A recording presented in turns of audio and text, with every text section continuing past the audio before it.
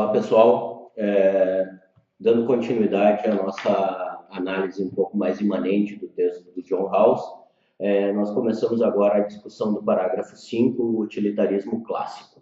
E aqui o Rawls apresenta coisas, para começo da conversa, uma coisa sobre a qual a gente já falou, que é o confronto entre contratualismo e intuicionismo, contratualismo e perfeccionismo, e contratualismo e utilitarismo. Ele se detém, como também nós já comentamos, na formulação clássica do utilitarismo, mas ele observa que, apesar dele não dar conta de discutir novas vertentes do utilitarismo, o utilitarismo contemporâneo, ele pretende que as análises, os comentários e as refutações que ele fez a respeito do utilitarismo clássico, principalmente referente ao Sidgwick, né, e ao Jeremy Bentham, tenham validade para teorias utilitárias um pouco diferentes dessa da formulação clássica, que lida especialmente com a ideia de maximização dos benefícios, né? Muito bem.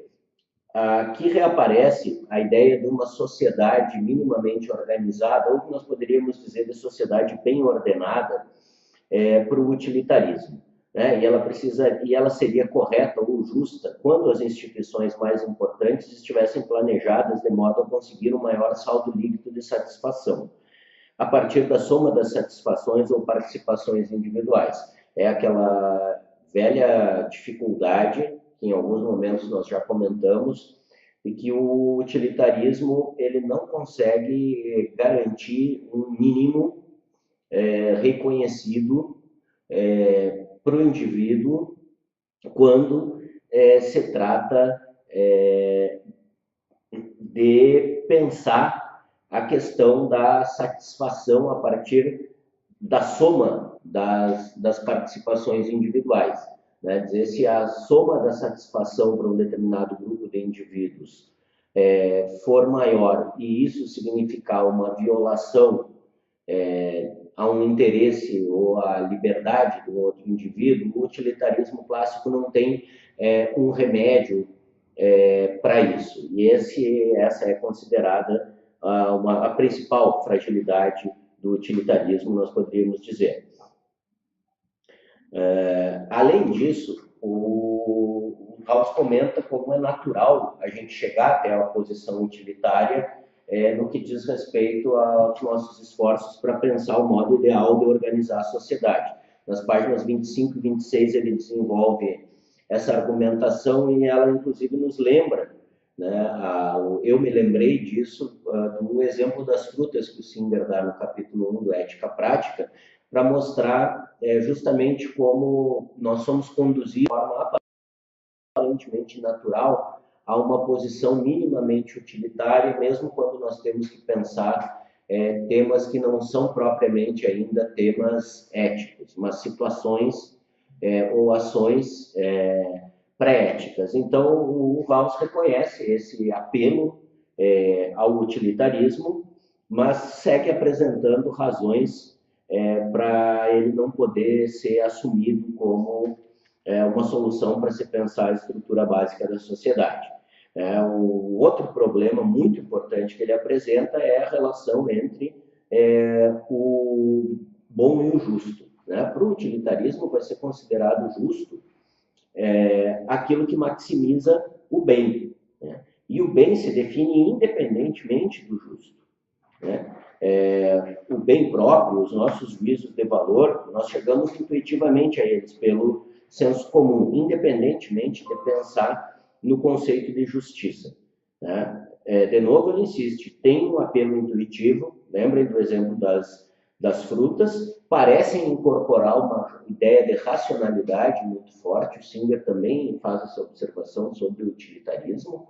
Né? O utilitarismo é uma teoria que dá um grande valor à razão, né?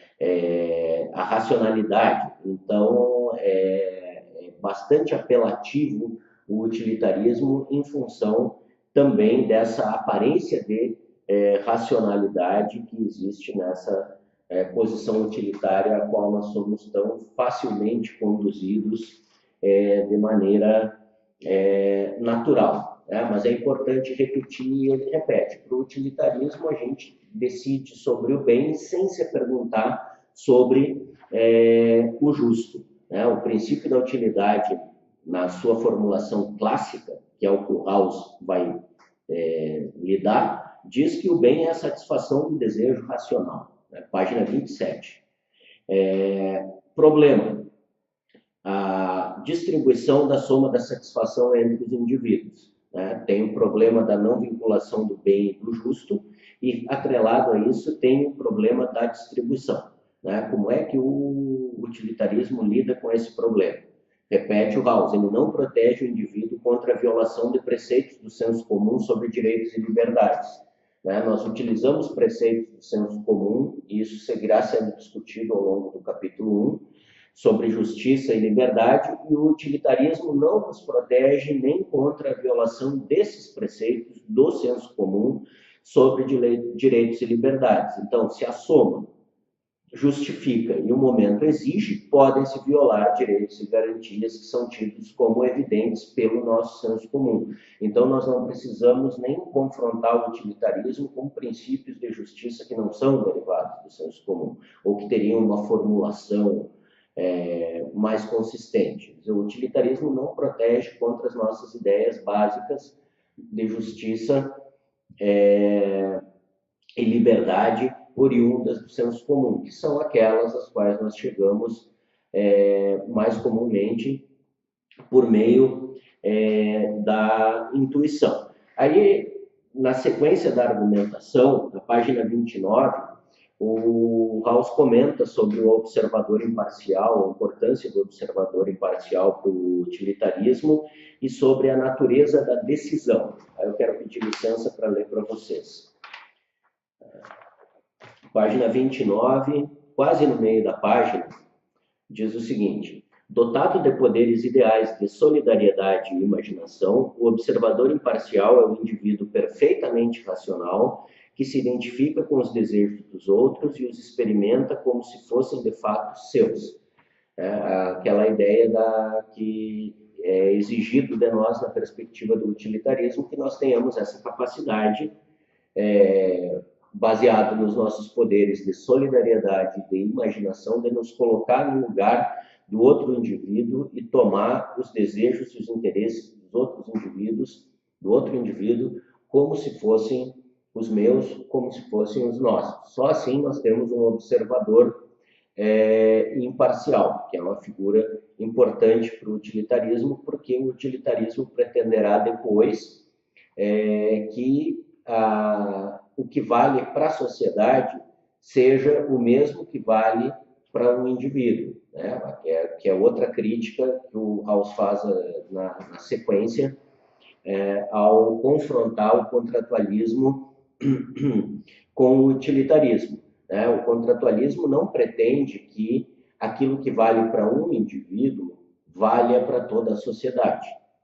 Ele pretende que os princípios que vão valer para os indivíduos e para a sociedade tenham sido escolhidos de forma racional na posição original, coberta pelo véu de ignorância. E a perspectiva utilitarista pretende que os princípios que valem para um indivíduo, para ele decidir sobre o bem, sobre a maximização do benefício, devem valer para a sociedade inteira. E, como o Rawls disse, não existe nenhuma evidência de que esse seja um trânsito natural ou necessário. Que necessariamente aquilo que vale para um indivíduo em termos de raciocínio em torno da maximização do bem vai valer ou funcionar para a sociedade inteira na sua complexidade. Mais abaixo um pouquinho, quero ler também, umas 10, 12 linhas depois, diz o seguinte: a natureza da decisão tomada pelo legislador ideal não é, portanto, substancialmente diferente da de um empreendedor que decide como maximizar seus lucros por meio da produção desta ou daquela mercadoria. ou da de um consumidor que decide como maximizar sua satisfação mediante a compra deste ou daquele conjunto de bens. Em cada um desses casos, há uma única pessoa cujo sistema de desejos determina a melhor distribuição de meios limitados. A decisão correta é essencialmente uma questão de administração eficiente. Então, nós teríamos aqui uma espécie de simplificação excessiva e um trânsito inaceitável, ou pelo menos não evidente, dos princípios que valem para um indivíduo até os princípios que valerão para uma sociedade inteira. Muito bem, gente. No parágrafo 6, o autor segue e aprofunda as discussões com as teorias que ele elencou anteriormente. Por que o contratualismo é uma melhor opção e em casos em que o contratualismo precisará ser complementado por outros princípios. Tem um momento que ele diz que tem determinados princípios que não são contratualistas, mas que, como os do senso comum, ideias de justiça do senso comum, que podem muito bem ter o seu papel em um determinado momento, mas que precisam ser justificados. Muito bem. Então, em algumas disparidades interrelacionadas, o autor fala no início sobre a relação entre liberdade e igualdade para as filosofias do liberalismo. Essa é uma observação interessante, né? Porque existe, parece que uma dicotomia, né? O Norberto Bobbio, que é um filósofo político, né? Ele relaciona a ideia de liberdade e igualdade não só nas teorias, mas do ponto de vista histórico, né? Ele diz que parece haver uma dicotomia do seguinte tipo: quando uma aumenta, né, uma contradição, né? Quando uma aumenta, historicamente, a tendência é que a outra diminua. Né? Ele faz essa observação lá nos anos 50, no século passado, né? E hoje talvez isso merecesse alguma ponderação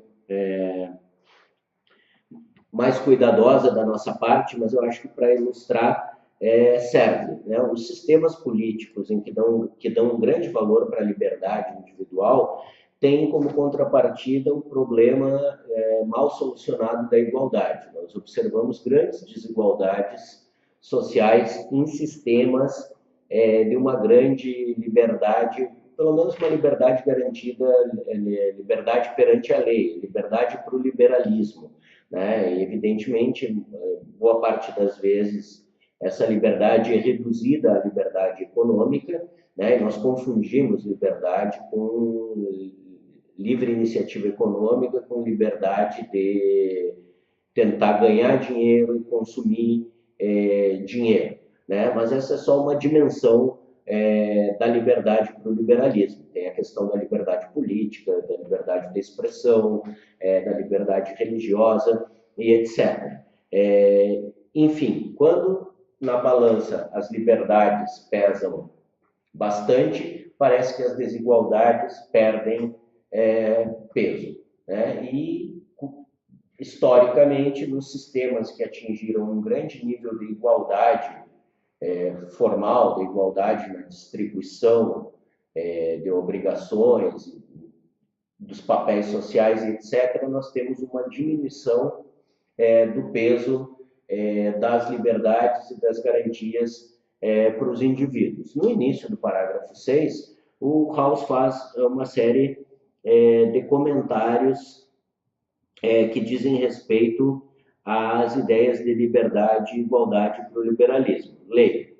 Afigurou-se a muitos filósofos, e isso parece apoiar-se nas convicções do senso comum, que nós, por princípio, estabelecemos uma distinção entre as exigências da liberdade e do direito de um lado e a desejabilidade do aumento do bem-estar social agregado, e que damos uma certa prioridade, quando não um peso absoluto, àquelas exigências, as exigências da liberdade. Cada membro da sociedade é visto como possuidor de uma inviolabilidade fundada na justiça, ou como dizem alguns, no direito natural, que nem mesmo o bem-estar de todos os outros pode anular. Nós comentamos rapidamente nas aulas anteriores sobre o caráter da indisponibilidade da liberdade. Assim como a justiça é uma virtude primeira das instituições sociais e ela não é negociável, a liberdade também não é negociável para o liberalismo, mesmo que seja contra o bem-estar de uma maioria. Então, o bem-estar de uma maioria ele não pode violar um direito, um princípio, uma garantia básica referente ao indivíduo. Os problemas decorrentes dessa inviolabilidade nós teremos que tratar de outra maneira, mas não simplesmente deixando desprotegida a liberdade. Muito bem. Ainda sobre o 6, e as diferenças entre o utilitarismo e o contratualismo. Na página 31, logo depois daquela correção que eu apontei para vocês, o Hall segue fazendo essas comparações. Ele diz que o utilitarismo estende o princípio da escolha feito por um ser humano à sociedade inteira. Eu tinha antecipado. E para o contratualismo, os princípios da escolha social, que o House acrescenta nesse momento o termo social, os princípios da justiça são objetos de um consenso original. Então, aquilo que eu comentei na videoaula imediatamente anterior, nós não derivamos para a sociedade inteira um princípio válido para um ser humano, mas os princípios da justiça são objetos do consenso original, então eles terão validade posterior para os indivíduos e para a sociedade.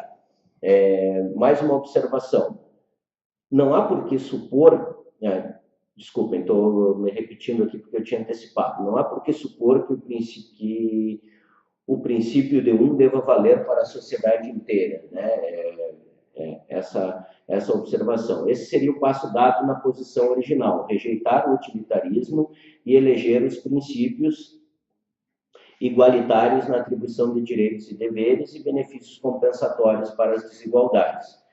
Outra diferença, o utilitarismo é teleológico, ele pensa nas consequências e visa um fim que é identificado com um bem, que é identificado com a soma, com a maximização dos benefícios. E o contratualismo não é teleológico, ele é deontológico. O contratualismo, como equidade, é uma teoria deontológica e que não especifica o bem independentemente do justo.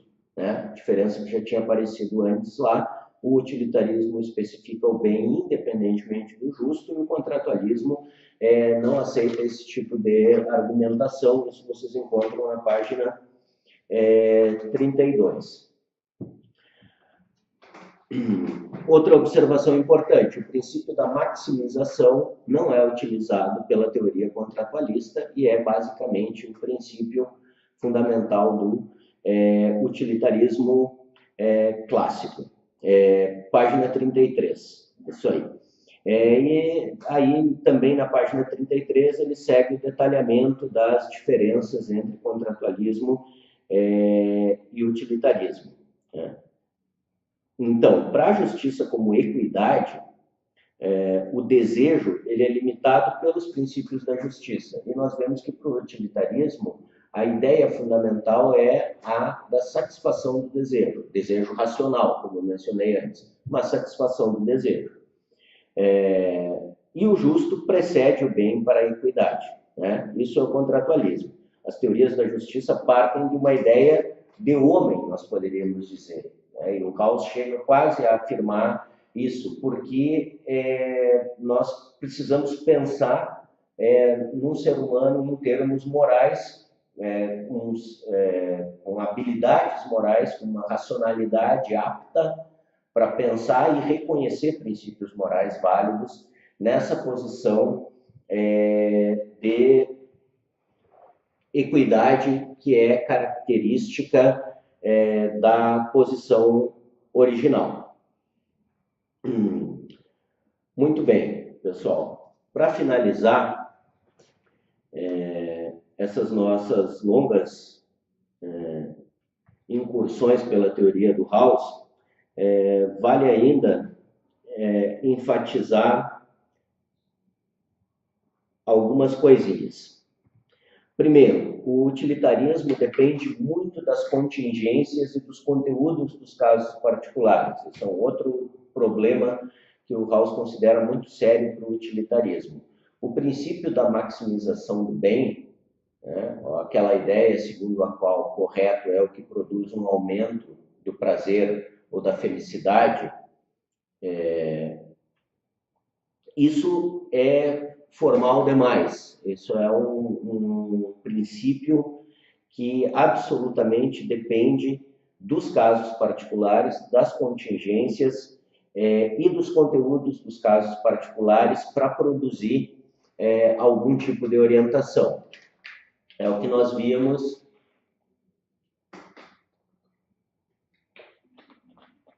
nos exemplos do Peter Singer e também